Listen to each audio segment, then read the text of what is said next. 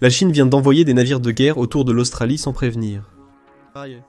Pendant près d'un mois, une flottille chinoise a fait le tour du pays, passant devant les grandes villes et même en effectuant des exercices de tir réels, sans en informer l'Australie ou ses alliés.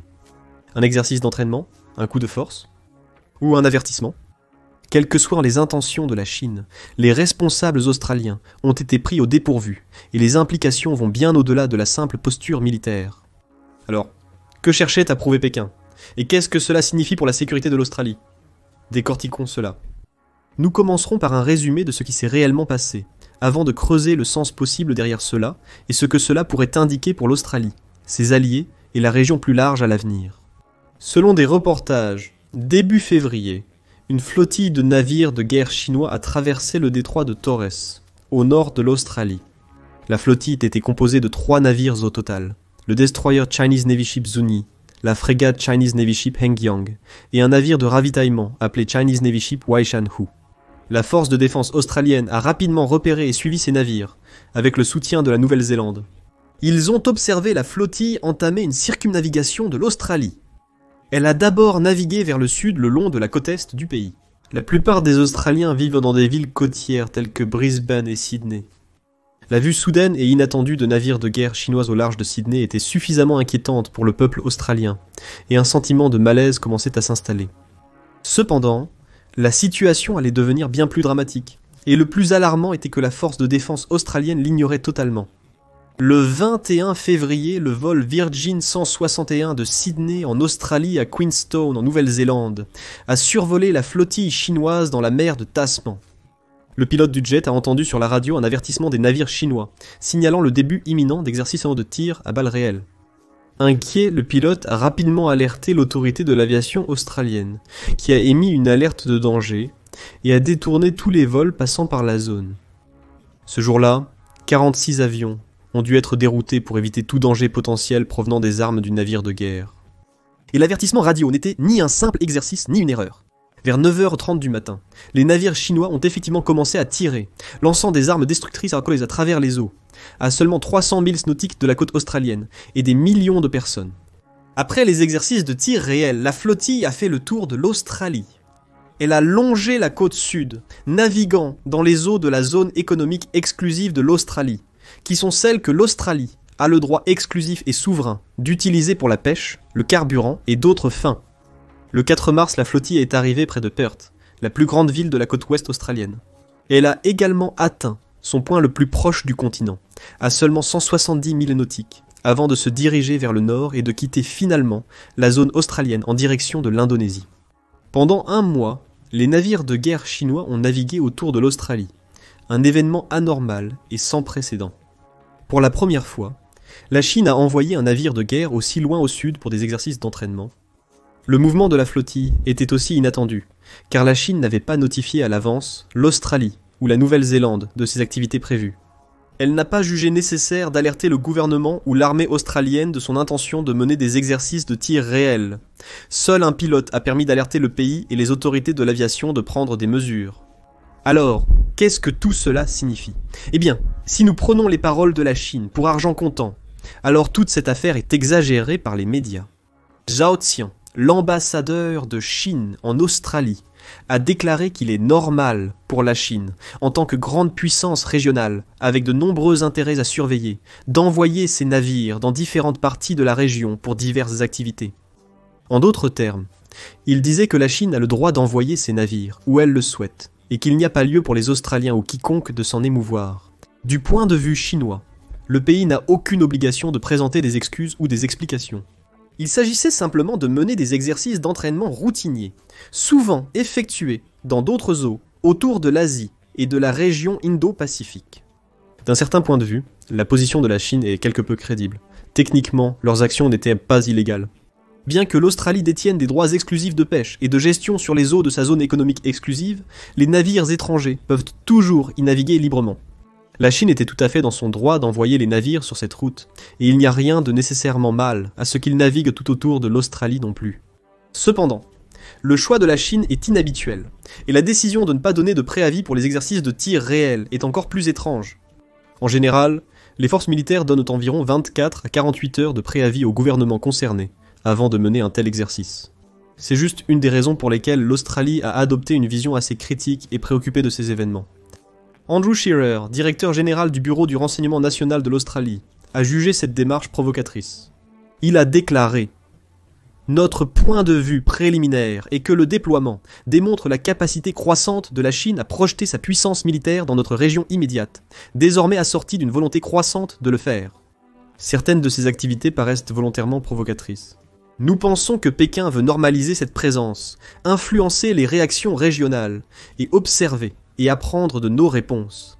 Judith Collins, ministre de la Défense néo-zélandaise, a partagé les inquiétudes de Shearer, soulignant la grande capacité des armes chinoises et l'ampleur sans précédent de leurs forces dans la région. En Australie, la situation a suscité beaucoup de protestations. Certaines parties des médias ont critiqué la force de défense pour son manque de renseignements sur la situation, et l'amiral David Johnson, le chef de la force de défense, a été contraint d'admettre au Parlement que la force n'a été informée des exercices de tir réels que 28 minutes après leur début, grâce à l'alerte du pilote de Virgin. Cela révèle un manque d'informations préoccupant au sein de la force de défense, d'autant plus qu'elle a déclaré surveiller étroitement les navires dès leur arrivée dans les eaux australiennes. Il faut donc s'interroger. Comment se fait-il que la force de défense ignorait qu'il y avait un tir réel, alors qu'elle suivait apparemment les navires en permanence ? Cela joue également sur les peurs sous-jacentes, qui ont maintenant été exacerbées, concernant la faiblesse relative de la force navale australienne par rapport à la croissance de la force chinoise. L'une des statistiques les plus accablantes à émerger de cette histoire est celle-ci. La petite flottille de navires chinois avait entre eux 144 lance-missiles, et ce n'est qu'une infime fraction de la pleine force de la marine chinoise. En contraste, toute la flotte de navires de guerre de l'Australie n'a que 200 lanceurs au total. Pour empirer les choses, les 2 pétroliers australiens, indispensables pour les opérations à longue portée, sont actuellement hors service. En somme, alors que la puissance navale chinoise est à son apogée, l'Australie traverse l'une de ses phases les plus vulnérables. Malgré les améliorations annoncées pour la marine australienne, celles-ci ne seront pas visibles avant au moins 5 ans, voire bien plus. C'est peut-être en partie pour cette raison que la Chine a décidé de montrer sa force navale ainsi. Beaucoup de gens ont vu l'ensemble de l'acte comme une démonstration de dominance, un moyen pour la Chine de prouver qu'elle peut envoyer ses navires de guerre où elle veut, quand elle veut, avec une vitesse, une force et une efficacité remarquables, et les pays voisins peuvent faire très peu en réponse. En effectuant ces manœuvres, la Chine démontre non seulement sa puissance, mais aussi sa capacité à bloquer les routes commerciales essentielles autour de l'Australie et ses eaux, si elle le désirait. Ou encore plus dramatiquement, si elle voulait jamais envahir l'Australie et soutenir une attaque navale prolongée sur la nation, elle a absolument le pouvoir de le faire. Rowan Moffat, ancien chef adjoint de la marine australienne, a résumé cela en des mots inquiétants. Il a dit « Ils étendent progressivement, mais très régulièrement leurs ailes, montrant au monde qu'ils sont capables d'être où ils veulent être, quand ils le choisissent. Rien n'indique qu'ils aient l'intention d'utiliser leur capacité contre nous aujourd'hui, mais ils pourraient, si leur intention change. » En politique australienne, le gouvernement a été critiqué suite au mouvement du navire de guerre. Les critiques ont ciblé le Premier ministre Anthony Albanese, qui a déployé des efforts considérables pour apaiser les relations avec la Chine, après l'escalade des tensions durant la pandémie de Covid-19.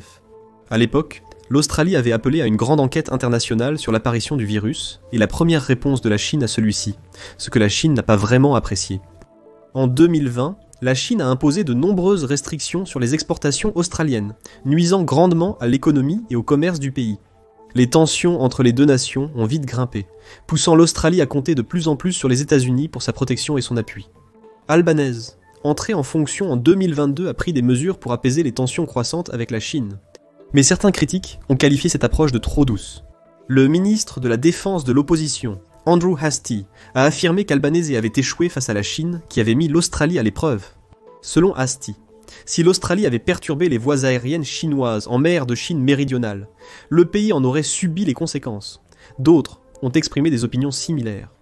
Marcus Elliott, analyste senior en économie de la défense, a déclaré « Les Chinois nous surpassent dans notre propre arrière-cour, et nous ne pouvons même pas naviguer autour de notre propre pays. » Les partisans d'Albanese ont soutenu qu'il y avait peu d'intérêt à toute forme de représailles, malgré le sentiment qu'on leur frottait vraiment dans le nez. Albanese a souligné que les navires de guerre australiens ont souvent navigué en mer de Chine méridionale, et que les deux pays ont le droit d'y envoyer des navires pour des formations et objectifs similaires. Alors que les politiciens australiens débattent de la situation à l'approche des élections fédérales, de nombreux experts s'inquiètent d'une signification plus profonde derrière les actions de la Chine. Plusieurs ont souligné le timing intrigant du voyage de la flottille. Cela s'est produit peu après l'accostage d'un sous-marin nucléaire américain dans une base navale près de Perth, en Australie occidentale. Un haut gradé américain était aussi en visite à Canberra, la capitale australienne, à ce moment-là. On pourrait donc interpréter que la Chine ne faisait pas seulement une déclaration à l'Australie, mais aussi aux États-Unis en montrant sa puissance navale. Cela pourrait être une réaction directe aux récents tarifs imposés par les États-Unis à la Chine et à d'autres pays. De plus, ces actions se sont déroulées peu après le début du second mandat de Donald Trump, qui a apporté des changements majeurs à la politique étrangère américaine. Trump a clairement adopté une approche America First. Il a clairement démontré cela, en coupant l'aide à l'Ukraine, une démarche qui aide effectivement l'agression de la Russie en Europe, et met le continent dans une position plus périlleuse. À cause de cela, des questions se sont posées sur l'engagement des États-Unis, sous Trump, à garantir la paix et la stabilité dans la région Indo-Pacifique. Ou Trump adopterait-il une approche similaire, et laisserait-il des pays comme Taïwan et même l'Australie se débrouiller seuls si la Chine décidait d'étendre sa portée ou même de poursuivre une invasion? Une telle idée peut sembler fantastique. Mais il y a des raisons pour les gens de cette partie du monde d'avoir peur, et l'idée que la Chine prenne des mesures militaires n'est pas au-delà des limites du possible. De nombreux signes indiquent que la Chine pourrait avoir des plans à long terme assez spectaculaires. La Chine a récemment agrandi sa marine, bâtissant une flotte massive de navires de guerre avec assez d'armement pour surpasser toute autre force en Asie. Et nous avons vu ces navires non seulement dans les eaux australiennes, mais aussi dans d'autres zones. Récemment, des rapports ont fait état de navires de guerre chinois, naviguant à plusieurs reprises autour du Vietnam, de Taïwan et du Japon. Le ministre de la Défense du Japon a même récemment révélé que des navires chinois ont été repérés dans les eaux autour des îles de Ryukyu, une petite chaîne séparant le Japon et Taïwan, un impressionnant 68 fois en 2024. Pour comparaison, les navires chinois n'ont été vus dans cette zone que 21 fois en 2021. C'est encore un autre exemple de la manière dont la Chine pousse ses forces navales de plus en plus loin, effectuant de plus en plus de voyages et d'exercices d'entraînement, et peut-être pour voir jusqu'où elle peut s'étendre, sans faire face à une véritable rétorsion. De plus, il est bien connu que le leader chinois Xi Jinping espère un jour prendre le contrôle total de Taïwan. Le pays pourrait alors chercher à réaliser d'autres gains à l'avenir, pour étendre son influence et renforcer sa position mondiale, surtout si les États-Unis ne s'y opposent pas.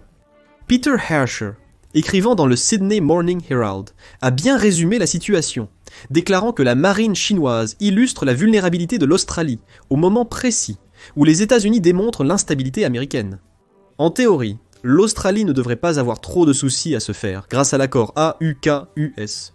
AUKUS est un accord sécuritaire entre l'Australie, le Royaume-Uni et les États-Unis pour renforcer la sécurité et la stabilité en Indo-Pacifique. Il a été mis en action en 2021, pendant l'administration Biden, et une grande partie de l'accord AUKUS implique que l'Amérique envoie des sous-marins à propulsion nucléaire en Australie, comme un puissant dissuasif à toute action militaire chinoise. Cependant, AUKUS est arrivé sous la présidence de Biden. Trump n'est pas du tout le même type de président, et a prouvé qu'il est plus que disposé à annuler les actions entreprises par son prédécesseur. Les inquiétudes ont grandi quand, lors d'une conférence de presse, on a demandé à Trump s'il avait discuté d'AUKUS avec le Premier ministre britannique. Trump semblait peu informé sur l'accord, demandant ce que cela impliquait. Depuis, l'équipe de Trump a minimisé les propos du président. Le secrétaire à la défense Pete Hegseth affirme que Trump soutient l'accord AUKUS, avec l'Australie ayant déjà versé plus d'un demi-milliard de dollars aux États-Unis pour les sous-marins nucléaires.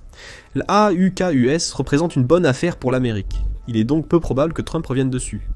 Selon un responsable de la défense américaine, Hegseth et l'administration suivent de près les événements en Australie, affirmant être au courant de ces activités et les surveiller attentivement. Comme l'a dit le secrétaire Hegseth, la Chine est un concurrent de taille avec la capacité et l'intention de menacer nos intérêts nationaux fondamentaux dans l'Indo-Pacifique, et le département donne la priorité à la dissuasion de la Chine. Néanmoins, la Chine paraît inflexible.